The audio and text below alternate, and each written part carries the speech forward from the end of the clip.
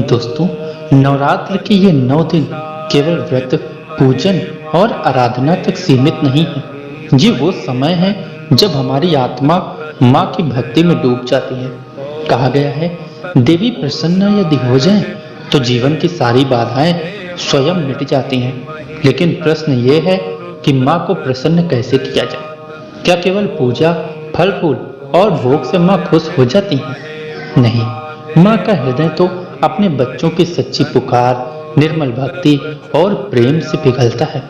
शास्त्रों में उल्लेख है कि नवरात्र के समय यदि हम मंत्र, स्तुति और स्तोत्र का पाठ करें तो उसका फल अनेक गुना बढ़कर मिलता है। स्तोत्र का अर्थ है देवी का गुणगान, देवी की महिमा का गान। जिस प्रकार बच्चा माँ से मीठी बोली बोलकर उसे खुश कर देता है, उसी प्रकार स्तोत्रों से हम माँ को प्रसन्न कर सकते हैं।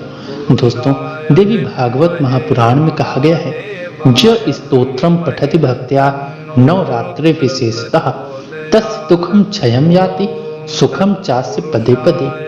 जो भक्ति नवरात्र में स्तोत्र का पाठ करता है उसके सारे दुख नष्ट हो जाते हैं और उसके जीवन में सुख समृद्धि का वास होता है।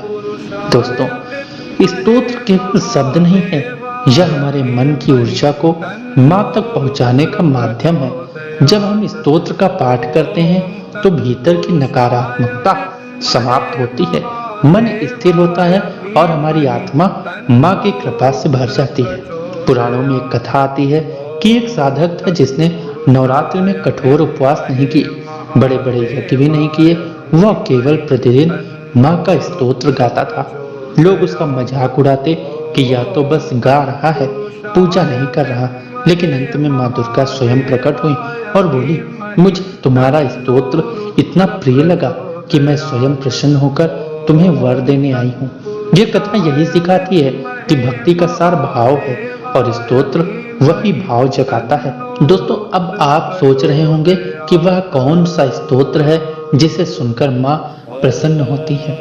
तो भाइयों और बहनों, आइए अंत में मैं आपको वही स्तोत्र सुनाता हूँ।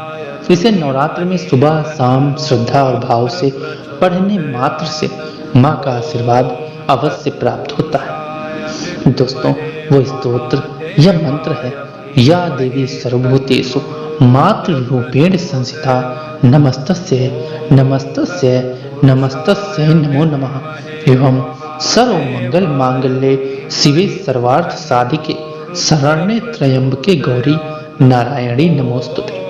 दोस्तों, बचपन से सिखाया जाने वाला एक और मंत्र यह है। जब मंत्र माँ दुर्गा की स्तुति करता है और बताता है कि कैसे वे समस्त समृद्धि, सुख, पवित्रता और सकारात्मकता की स्तोत्र और कारण है और सभी की मनोकामनाएं पूरी करने में सहायक हैं। तो भाइयों और बहनों, नवरात्र में यदि आप प्रतिदिन इस स्तोत्र का पाठ करेंगे, सच्चे भाव से माँ से जुड़ेंगे, तो न केवल आपके घर में सुख समृद्धि आएगी, बल्कि आपके हृदय से भय और दुख का भी नाश हो जाएगा।